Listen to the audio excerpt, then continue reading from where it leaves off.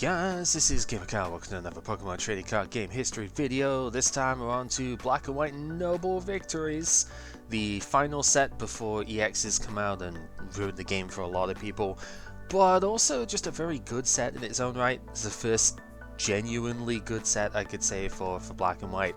Like, the base set was okay, but I think this one actually, in comparison, has got a lot more playable cards. So definitely one that's exciting to talk about. Also, the full art stuff that we have down here, Victini aside, boring background, but these are the last times I think we see this kind of full art stuff coming in. And say what you will about 5-band graphic stuff, these are awesome. I really love the way the Muskateers look here. Kinda wish there was a Keldeo for it later on, but that didn't exist at the time this set came out, so yeah. It's also the last set which is exclusively in the Black and White Pokedex. Unova and Pokemon, there was so many of them, right? It was a reboot generation for a reason. And yeah, this is the last one that we get that is only Pokemon from this generation. So that's just kind of cool. You know, trivia facts always fun, right? We do have a promo that is different and not just a reprint, whatnot here. The Chandelure from this set is actually pretty good. The Litwicks in this set are all 50 HP anyway, and this one has Call for Family, so you're probably going to play this one if you're playing any Shandy based deck. So yeah, that is kind of awesome in its own right, and yeah, let's just get to it. There's not a lot of trainers in this one. We'll go over the fossil mechanic first, I guess, because we do have the cover fossil here. Plume Fossil does the same thing, and it basically renders these things unplayable. We always have had difficulties playing fossil cards because you need to play a trainer or an item-based card in order to actually, you know, play them down and evolve into them and whatnot. There was that one stint in Skyridge where we had an unidentified fossil sort of thing. I forget exactly what it was called, but it was a 30 HP basic that you could play.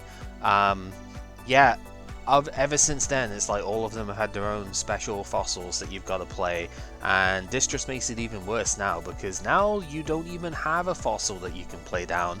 The item card that you play for it, as you've probably been reading, looks at the bottom 7 of your deck, bottom 7 cards, and if you find the Pokemon specifically named on this thing, so Tortuga in this case, Archen for the other one, if you find one of those, you may put it onto your bench. Everything else gets shuffled in. There is no real way of manipulating the bottom of your deck anymore. Like, we don't have Claydol or anything like that. We don't have any sort of, say, Uxie to bottom deck, Uxie level X.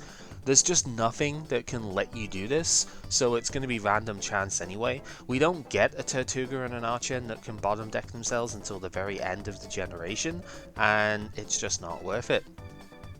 These cards are unfortunately horrible, and that is a shame because the Archeops is actually super good, but doesn't come into play until way later in, because this mechanic is easily the worst that we've seen yet. Probably the worst that we will ever see, actually, for the fossil stuff.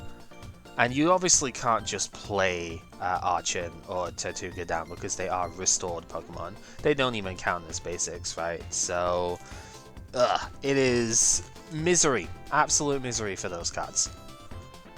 Luckily, every other trainer card here is basically awesome. Eviolite is absolutely insane. It's going to get ridiculous next set and beyond, right, when EXs they are basic Pokemon. So yeah, this gets kind of silly. It's a tool card. We haven't seen one of those in a little bit, and if the Pokemon it's attached to is a basic Pokemon, it takes 20 less damage from attacks. Just permanent defender, basically. Really good. Kind of annoying that it's on basics specifically. Kind of annoying that it isn't on something that could still evolve, but I guess that would have been a little bit too abstract. Still should have done it because that's how Eviolite works, but you know, it is what it is. So yeah, obviously damage reduction is going to be really powerful. We don't have the most amount of damage mods right now. It is just plus power, and that's basically it. And this is the equivalent of tanking 2 plus powers. Also should note, This allows you to block self-damage as well. So Zekrom suddenly only does 20 damage to itself when it has an Eviolite equipped when you use Bolt Strike. So very, very strong card for the Zekrom decks as well, and that will see an uptick as a result. Very strong. N is a super controversial card that some people want to be evergreen. I'm kind of glad that it isn't, but I can see where they're coming from. This is a spiritual successor to Rocket's Admin all the way back in Gen 3. Each player shuffles their hand into their deck and then draws a card for every prize card that they have remaining. Fantastic comeback card later on in the game.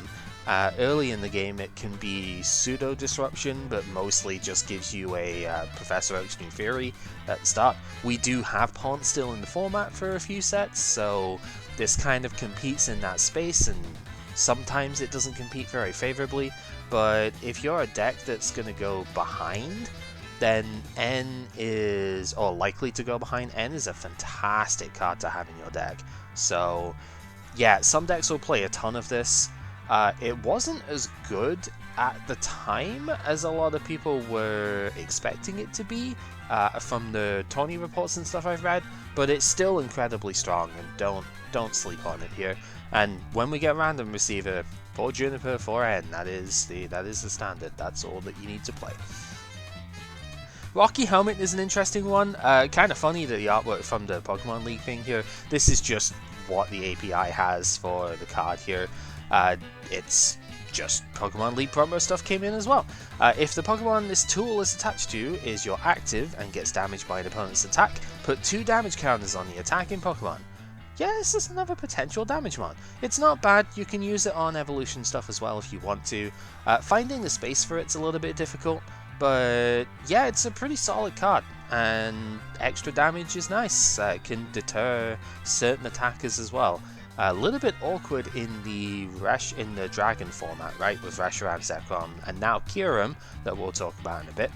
But that's okay. Like, getting that little bit of extra damage might be the way that you actually win, you know, the exchange against that sort of mon. So can still be very good.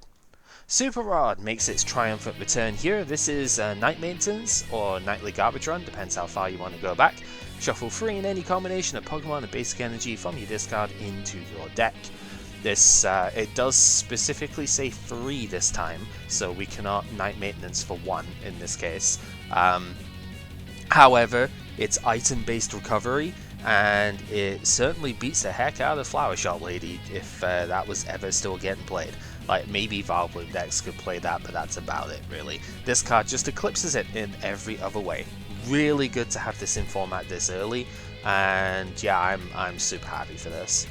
Last up on the trainer cards is Cross Transceiver. This, if you flip heads, lets you search for any supporter card out of your deck. It's of course flippy, so it's unreliable. We have Pokegear in format, which can dig the top 7 for a supporter, so generally that's going to be better, but I mean, being able to directly search for a supporter early in the game means you could maybe play fewer copies of, say, Collector and have more actual, like, good cards available, because if you can flip this for it, then, you know, that's great. But it's not dead later on in the game, because if you flip heads with it after your collectors have expired, basically, you can take a different supporter instead. If you want to play a decent variety of supporters, and maybe tech ones like One Seeker, then this could definitely still see some play. Now to the Pokemon. We'll go over these in the actual type stuff, because yeah, there's quite a lot of these again that aren't too great. Leaveney is potentially interesting, but the has energy on it stipulation kind of ruins it here. Each of your Pokemon that has any energy attached has no weakness, that's the ability. The attack is completely terrible, we don't really care about that. No weakness is nice, especially because Corners decks are going to start being playable at this point, where you have just a variety of different types that you could hit for weakness with. It's just you have to have energy attached, and we're in a catcher format as well now, so if weakness is that big of a deal, this thing is going to get captured and KO'd, so yeah, not really too thrilled about it. The Excelgor isn't particularly good in this set, although Slashing Strike is at least interesting. The Shelmet is the one that gets played later, despite that retreat cost for the Gothtel Excelgor deck, because if I remember rightly, this is the one that has the highest HP out of the Shelmets that are available. So yeah, just keep that in mind, I guess. Virizion, or Virizion, I guess. I don't know. I've always said Virizion. This card has 110 HP and 1 retreat, and it reads Draw 2. So, yeah, that automatically makes it a pretty good starter. 1 colorless energy, so every deck can play it. Draw 2 cards. Not as outright powerful, I guess, as the Cleffer, but it has 110 HP instead of 30. So, yeah, that's obviously pretty solid. Water resistance could actually be quite nice here as well. There are a couple of decent water cards in this set, and yeah, it reads Draw 2 at the start of the game.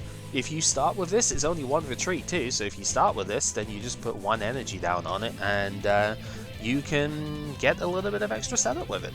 It's good. Leaf Wallop is fairly nice if you are able to stay in, but Catcher kind of ruins this a fair bit. 1 grass, 1 colorless to do 40, but during the next turn, if you use Leaf Wallop, you do 40 more damage. Pretty sure that goes away if you get gusted, so unfortunate on that front. Victini gets 3 cards in this set. It is Noble Victories after all. The first one is the main one that you tend to see for the gimmick decks and whatnot. Once during your turn, if you flip any coins for an attack, you can ignore all of those coins and reflip entirely. This is the first time we're seeing this ability actually. It's like Trick Coin later on, I think, is a tool that ends up doing this. But yeah, this lets you reflip if you say are going for a paralysis flip or something, and you don't get it, you could try again. So it drastically increases the odds of your attacks working with this stuff. I do want to note attacks specifically, because it does not work for stuff like Super Scoop Up or the Cross Transceiver we saw earlier on. It is also a hard once per turn, so if you get multiples of this out, doesn't matter, it's not going to work more than 1 time. Stored Power doesn't really do anything noteworthy. 30 damage for a fire colorless and move all the energy from this to your bench. Okay, I suppose. 60 HP means you're not actually attaching to this basically ever, but unless it's to retreat, right? But the sheer fact that Victory Star lets you go ahead and reflip your stuff is really good for a couple of annoying decks that we get in this format, and it's probably going to be, or this set even, probably going to be played at least at one point, because yeah. Second Victini is the one that's more likely to see general use. 70 HP, 1 retreat cost. If you have 4 or fewer bench Pokemon, you cannot use, well, you could use it, but it doesn't do anything. It's a V-Create attack. It's fire colorless to do 100 on a little 70 HP basic dude. Yeah, this gets played in Rayquaza Eelektrik decks later on, because they are dual fire and lightning. You could use it in, say, Magnezone Emboar if you really wanted to. Guess that could provide a cheaper attacker as well, but, you know, Reshiram's probably going to do the job better in that sort of front. Where this is good is if you are really needing the weakness, or if you're like already tangentially playing fire energy and just like to fill your bench up, then this can actually be very solid, just as a 100 out of nowhere sort of thing, you know? 100 damage is not to be underestimated. None of the other fire stuff is any good. There's a Volcarona that's in the sky, I think. Don't really know what the background is doing here, but it doesn't do anything. The Seismitoad is not good at the moment, but this is something that gets built on until it becomes like rogue playable at the very end of Gen 5 in Legendary Treasures. It's 140 HP, free energy to retreat is expensive as heck. Grass Weakness is actually pretty okay at the moment, although it should be noted for Virizion resists water as well, so that could potentially be a problem. You're using it for round, where for double colorless you do 30 for every Pokemon that you have in play with the round attack. Currently, that is only Seismitoad and Palpitoad. Palpitoad does 20 for 3 colorless instead of 2. So clearly you're not attacking with Palpitoad, but you know, at least the stage 1 has the attack as well. I think it expanded as a time pole, or time pole? I guess it would be time pole, wouldn't it? There's a time pole in the full expanded format that has round as well, if I remember rightly, but we never get that in Gen 5. The thing is, right now there's just not enough Pokemon that have the attack for this to be good. Next set we get a Wigglytuff that has it, and then at the very end of the format in Legendary Treasures is a Meloetta EX that has it, and that's what actually makes it somewhat playable. But for now, it's not going to be there. Just keep it in mind though, because this is DCE for 180 damage, and that is going to matter at the end of everything. Already mentioned that the Tortuga Caracos and stuff is unplayable, which is a shame because this can tank like nothing else if you flip heads on solid rock here, but it's just not there. And then we get to this. Oh boy, I don't like Vanniluxe just in principle, but my god, this card would not make me like it any better. I will note that Vanillish has Ice Beam to paralyze as well. This is obviously relevant because you play this with Victini anyway, because Vanniluxe has got double freeze. 130 HP on this thing as well, by the way. 1 water and 1 colorless to do 40 per heads that you flip out of 2 coins.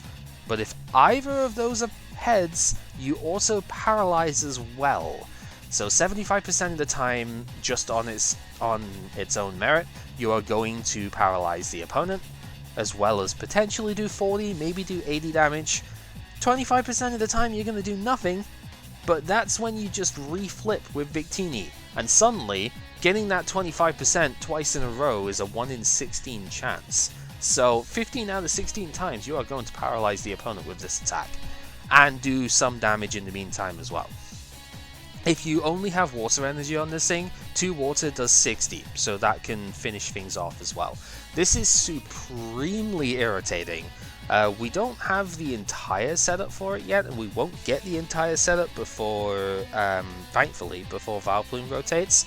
But the VVV deck, you know, it's not Veni Vidi Vici, is Vanniluxe, Vileplume, and Victini, is obnoxious as hell, and this is what we're going to be seeing with this card. Vileplume, item lock so they can't play Switch, Victini so you can reflip to get paralysis almost all the time, and then this guy is the actual attacker.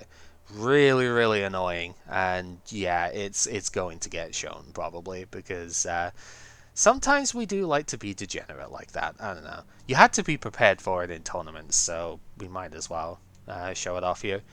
Cryogonal is kind of noteworthy because Ice Chain is actually kind of annoying. Switch to defending Pokemon with one of the opponent's bench. Yeah, we've got Catcher, but Catcher doesn't work under item lock. This can be a way for any water adjacent deck to gust in Vileplume and force it to be in the active and make it really annoying for the opponent to get it away. So yeah, Fast Vanish could technically also be decent, but it takes 2 water and there's not really any good synergy way of doing that, whilst also getting into, say, a Gothitelle. So yeah. Let's talk about Kyurem here, because now we have the water version of the Reshiram Zekrom stuff as well. 130 HP metal weakness is really good. There are not really any good metal attackers. There's one in this set that could potentially be a thing, but yeah, it's hard to play metal when all of them are fire weak, and Reshiram just pairs so well with this as well. It has the Outrage attack, the same as the other 2, double colorless to do 20 plus 10 for every damage counter on this thing. That's mostly what Kyurem is going to be used for, but some dedicated decks can glaciate with it as well. For 2 water and a colorless, this does 30 to each of the opponent's Pokemon. That's a lot of damage to place down in one go. This is probably the only good actual spread deck in the format right now. I think Kyurem for Alligator is the main bit for it. You can play Tyranitar as a spread deck as well, but it's not really that great for it, I don't think. It's just a lot, well, I mean, I'd say it's a lot slower. It's just a lot more awkward to keep getting stage 2 stuff in play, and that guy's fighting weak, which is a really bad weakness to have right now. This guy being weak to metal is amazing for it, and it's a basic, and it has Outrage, so if the opponent doesn't kill it, just like the other dragons, it'll do 1,000,000 damage back to them, and that is just really strong in general. We have the Eelektrik over here, the so-called Eels decks that we will come across. Zekrom Eels was amazing as soon as the set came out, and I think we're definitely going to be repping that in the early parts of this. I think we're going to do 2 parts in this format, because it's the last time before EXs come in, right? This card is going to see play throughout most of Black and White's like mid-stages as well. Dynamotor is nuts. This is effectively what Stage 2s used to be able to do. Once during your turn before you attack, you may attach a Lightning Energy card from your discard pile to one of your bench Pokemon. That is pretty much what Typhlosion did in Mysterious Treasures, and we have never had this on the Stage 1 before this particular card. You may recognize this nowadays as the Flaffy, actually, that is in Evolving Skies. It's pretty much the exact same card, 90 HP, same attack, same ability, basically same attack as well. 2 lightning and the colors to do 50, and the same 2 retreat cost. Yeah, but this card is insane though. Dynamotor is just such a strong thing, and being on the Stage 1 is easy enough to get out too. There are 2 Dynamos in this set. There is the one that you play and the one that you lose if you play. The one that you lose if you play has only got 30 HP, but people sometimes played it because it doesn't have a retreat cost, whereas the other one does.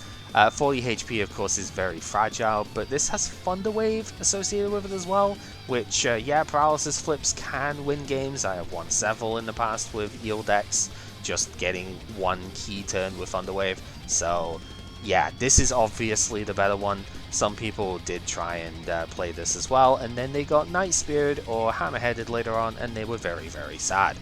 Would be super funny if you could Glaciate and kill like 3 of these, but you know. The Eelektross in this set is not amazing, but some Eel decks would play 1 copy of this as a potential extra attacker. Acid is the main reason why you would do so. Double Colorless Energy, the 30 damage and they can't retreat next turn. Kind of okay, I suppose. 140 HP on this is also pretty big. And then Wild Charge for 2 lightning and the colorless does 90, and then you do 10 to yourself. Comical downside on that, probably the silliest one I ever...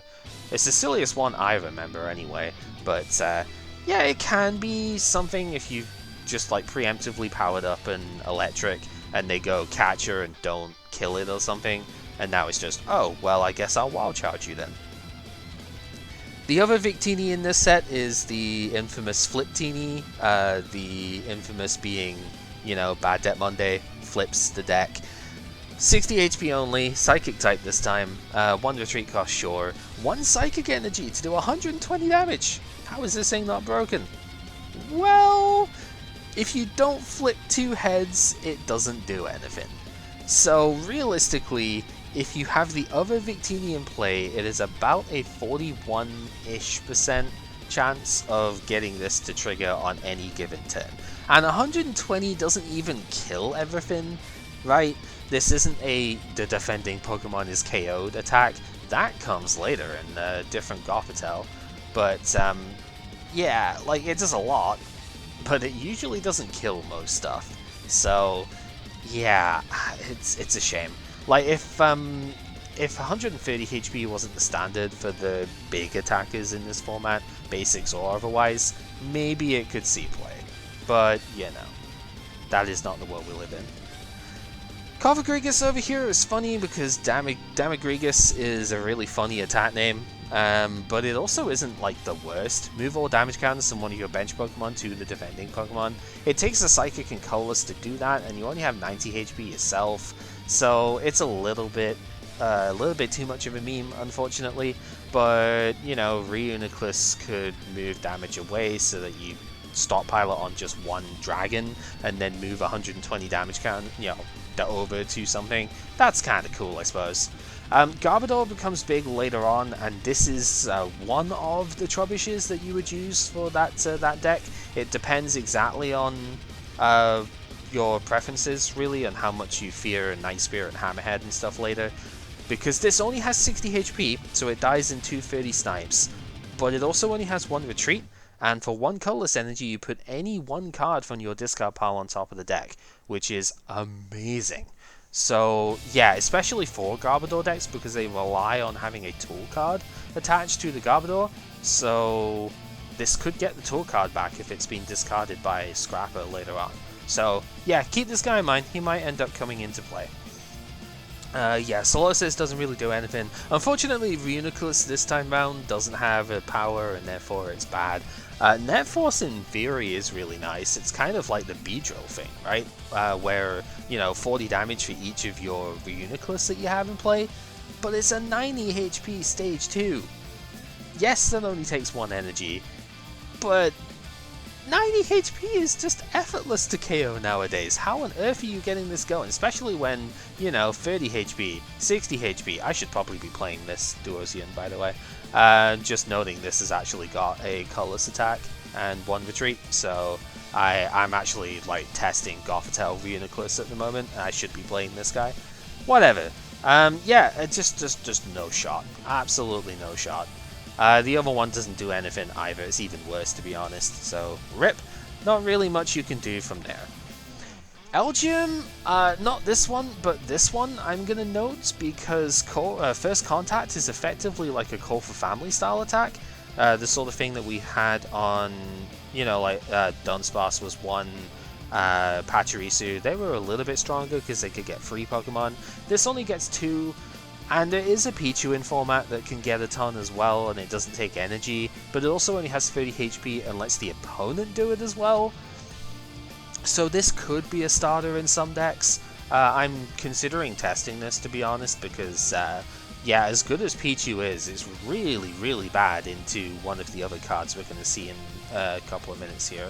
So yeah, unfortunately Behem doesn't really do anything, and there isn't a good Behem until Gen 7, with the yeah, with Triple XL being in the deck as well. But you know, it's fine. This could actually just be fine, good enough at the moment. Dragon's Exalted eclipses this with the Emolga that we get later, but we don't have that for the moment, so maybe this could still be played. I mentioned the Chandelure, but I kind of want to mention Lampent real quick as well, because it also has a gusting effect, which does actually come up sometimes when you do play the Shandy deck, so yeah, that's worth noting. Chandelure itself, 130 HP, 2 energy to retreat. Dodrio is in format, and that tends to get played with this thing. Curse Shadow is the main reason you play this card. Once during your turn before you attack, if this is your active Pokemon, you may put 3 damage counters on the opponent's Pokemon in any way that you like. It's triple Kingdra, but only if this is active. So you need to play a lot of switch cards if you want to make this work, but it can be arranged, and 3 damage counters is a lot. If you dedicate your deck to this, you could probably play 6 damage counters down most turns, and that is quite helpful. Don't know if it's worth the only thing you're gonna do though. But Chandelure Vileplume is potentially a thing. Stop the opponent from playing a ton of Pokemon, not even Pokemon, just the item cards, right? Stop them getting their setup super easily, and you know, pick them off with a couple of Chandelure. I think that deck's gonna be kind of hard to set up though. Eerie Glow for 2 Psychic and a Colorless does 50 and auto burns and confuses. So not a lot of outright damage. Does get technically 80 if you Curse Shadow the opponent's active 3 times, but auto burn and auto confuse is really irritating, if nothing else. And if you do play it with Vileplume, you're probably actually attacking with the Chandelure, because yeah, the opponent can't play Switch, so potentially really solid.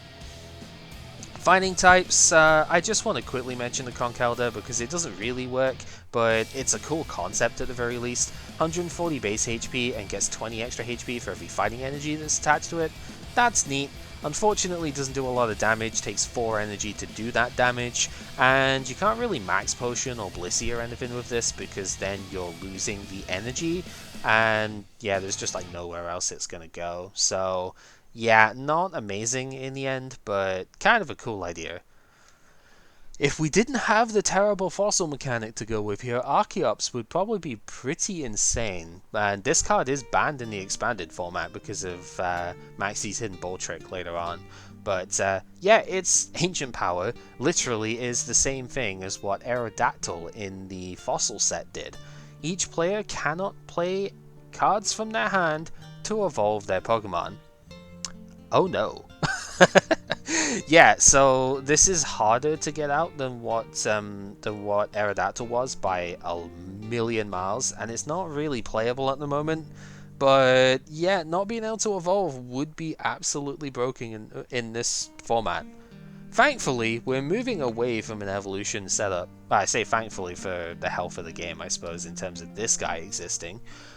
Yeah, we're not actually going to be playing evolution cards very much in a lot of decks come like the next set.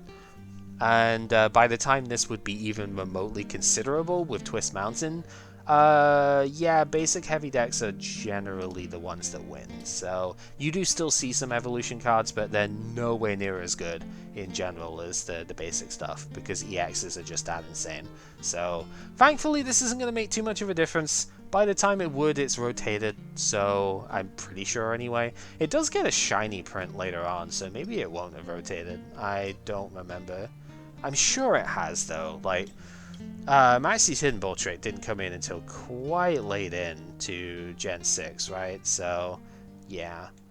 I've been told this Stunfisk is occasionally played in Eel decks because it's a lightning attacker, a lightning type fighting attacker, basically.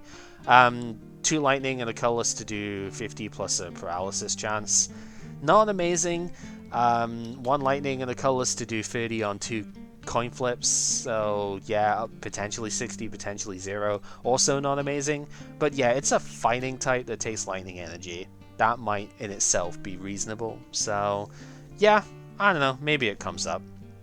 Terrakion is awesome. Fighting types get quite a lot of love in this set.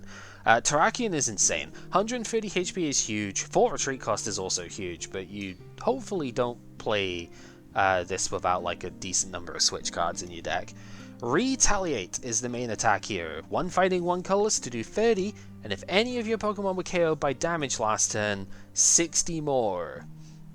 It's 90 for 2 if you've suffered a KO. This tends to get shadow dropped in the future rounds via energy switch. You could still do the same with Shaman right now, where you bench this and then you bench the Shaman, and Shaman can move the energies around, and it's great and all, you know, hunky dory.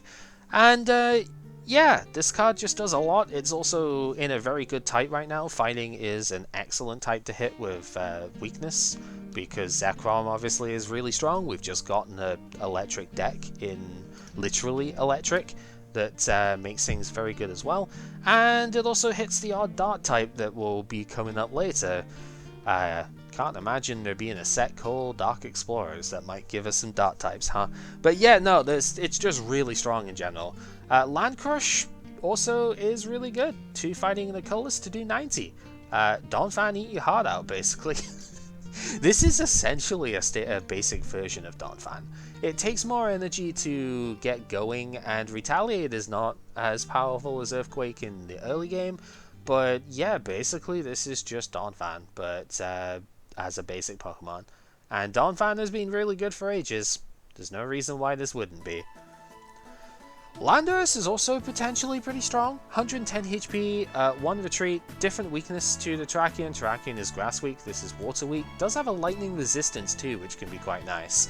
And yeah, 2 fairly solid attacks. Abundant Harvest for fighting does nothing, but it attaches basic energy from your discard pile to the Landorus, so that's pretty solid, gets itself going fairly quickly.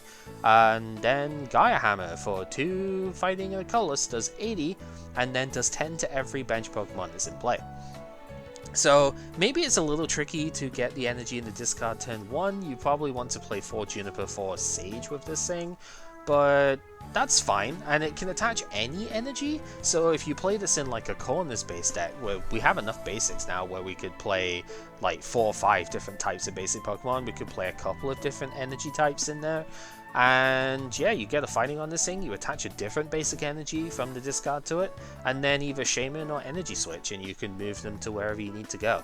It's pretty solid. Gaia Hammer can sometimes backfire because you give the opponent's dragons buffs as well, but doing damage to your own bench is not always a bad thing when your bench is full of dragon types. So yeah, could still be good. Dark types unfortunately don't get any love here. The Hydreigon I want to be cool, but this is very much like Charizard Syndrome here. 150 HP, Dark Aura makes it so any energy attached is Dark type instead of the usual, which is good because you need 4 Dark energy to do Berserker Blade. Doing 60 to the active and 40 to 2 of the opponent's bench. That is a ton of damage spread among the opponent's Pokemon. 140 total damage is kind of insane. But it is for 4 energy on a stage 2, even if it can be any energy, and it only does 60 to the active. Yeah, we have Special Dark available at the moment, but it's just not strong enough by any stretch of the imagination. This is to say nothing of the opponent potentially having Eviolites as well, which would just make this damage negligible, really. So, yeah, nowhere near strong enough. Likewise, the Bishop over here, or Bishop, I've always said Bishop, because, you know, Bishop, obviously. It's effectively Sizzle Prime, but instead of the ability that prevents it from getting damaged by special energy users, it has the energy stream attack from Steelix. For 1 colorless energy it does 20, and then attaches a metal energy, could be special metal energy, from your discard to this Pokemon. Metal Scissors then for free colorless energy does 40 plus 20 for every metal that's attached, so it does scale pretty well. There's like very small amounts of potential for a metal tanking deck with Klinklang being able to do transfer stuff, Max Potion existing, but the problem is it's weak to fire, and fire is super good in this format, so yeah, just not there. But it's almost there, and so I like talking about it. What is there, however, is this motherfucker. So, Noble Victories is a set that is known for a lot of things, and Durant Mill is something that will trigger war flashbacks in some people for sure. Only 70 HP on this guy, but it doesn't necessarily matter, because for 1 metal energy, Devour discards the top card of the opponent's deck for every Durant you have in play. So, you get your Collector turn 1, you see that all your Durants are in the deck, they're not prized, you get Durants 2, 3, and 4 out, you attach 1 energy, and you mill 4. And you are going to mill the opponent's deck out. This is like the second viable mill deck we've ever really had in the TCG, and it's gross. The thing is, you're never doing damage, so like Reshiram isn't as big a threat as you would think here. You do resist Psychic, which is annoying for the Goth deck I was testing, but, you know, there are bad matchups to this, don't get me wrong. If the opponent gets set up, then it's probably over, but you've got Revives to get stuff back, you've got Super Rod, you could put them back into the deck, you've got Special Metal Energy and Eviolite, so you can tank a surprising amount of damage with this thing, despite it only having 70 HP, and yeah, it's annoying as hell, but Sai's going to be playing it, so we'll see how it works in the test stuff for sure. It's going to be a thing. This deck is very silly, but sometimes, like I said, we do need to show the degen stuff as well, so yeah. Cobalion is the other metal type in this set that's maybe worth talking about. This actually gets played in the Durant deck as a 1 or 2 of, because sometimes you might need that attacker, or just need a little bit of HP to tank behind at the start. 120 HP to retreat, so it's right in the middle of Virizion and Terrakion here. Energy Press for 1 metal and a colorless does only 20, but it does 20 more for every energy that's on the defending Pokemon. Most attacks at this stage are like 3 energy, so this will often do 80 for 2, which is pretty respectable. If the opponent's already set up, of course, so, you know, Revenge Killer sort of thing can be okay. Iron Breaker, if you add an additional metal to that, does 80 outright, and then stops the opponent from attacking next turn. I did say this was a little bit too cute on the Beartic last set, but the Beartic was a stage 1 that took Water Double Colorless and only did 50 damage. This one does do 80. It has almost the same HP as the Beartic, but it's also basic. Excuse me. It's also a basic, which does technically make it a fair bit more reliable to actually, like, play down, you know. you don't have to search out the bear tick in order to get this down. You just have to play a collector or a dual ball or something like that, and it's like, plop, straight on the bench. So it can be a bit easier to actually attack with this thing, and yeah, who knows, maybe it'll actually see some play here. Last two cards to talk about are dragon types here. The dragons at this stage of the game are colorless Pokemon still, but they no longer have any weaknesses or resistances technically. But it was only really Flygon that had a resistance in terms of dragons. I guess some of them had a fighting resistance, but whatever. Haxorus here is very close to being good. 140 HP is pretty big when you don't have a weakness. That means you can kind of play outside of the weakness chaining that everything else does right now. Dual chop even for a double colorless does 50 per heads that you flip out the 2 coins. So yeah, it's alright. Not really the attack you're going to use here, but Giga Impact is pretty solid. 3 colorless energy for a whopping 120 damage. And unfortunately this can't attack next turn, but it's got a 2 energy retreat cost, so Dodrio can be used here if you want to make it just pivot out for free. And you have access to switch and stuff like that. And if you switch to the bench and then bring this thing back in, then you actually do just get to attack again. Right, the Giga Impact's can't attack next turn thing goes away when it hits the bench. So there are ways of chaining this without having to have multiple of these in play. You could maybe do some sort of tanking thing with this. 140 is enough to stave off most hits, so you could maybe do something like a Klinklang or Meganium deck with you know, their respective energy type to transfer away, do a max potion, transfer back on, keep hitting. It's a little bit clunky though, especially because they're also stage 2s, so it's not really going to happen, unfortunately. Reuniclus could maybe also do the thing. You could tech in that sort of line and, you know, wipe off the damage by putting on a dragon or something. But it's a lot to ask, and 120 is just barely short of getting the relevant KOs, right? So that means you're going to have to play plus powers in your deck as well. Or, yeah, it just gets too complicated. So, yeah, a little bit of a shame. It's almost there, but not quite. Not quite. Druddigon, on the other hand, is actually pretty solid. 100 HP, not the highest basic we've seen, but it's still pretty solid on something that doesn't have a weakness. And Rough Skin is also quite nice, especially with Eviolite or Rocky Helmet. Both tools can work well here. If this is your active and gets damaged by an opponent's attack, put 2 damage counters on the attacking Pokemon. So it has an inbuilt Rocky Helmet, so you could just play that and get 4 damage counters. If you play Eviolite, that 100 HP starts tanking very well, and the opponent might start struggling to put enough damage down. 2 retreat, also very nice once again for the inclusion of Dodrio, so that's pretty solid. And then Clutch is a respectable attack as well if you with Catcher in format. 3 colorless energy is quite expensive, but DCE plus 1 attach, not the worst ever. 60 damage, the opponent can't retreat next turn. Awesome. Yeah, this actually could see some play if you have the right sort of deck for it. Maybe an Eel deck could play this actually as a one-off. I might have to test that. I don't know. Yeah, that is the set. As you can tell by the length of this video compared to the last one, a lot more to talk about in here. I think realistically you could see like 20 cards in this set minimum be like at least worth testing, if not actually meta viable.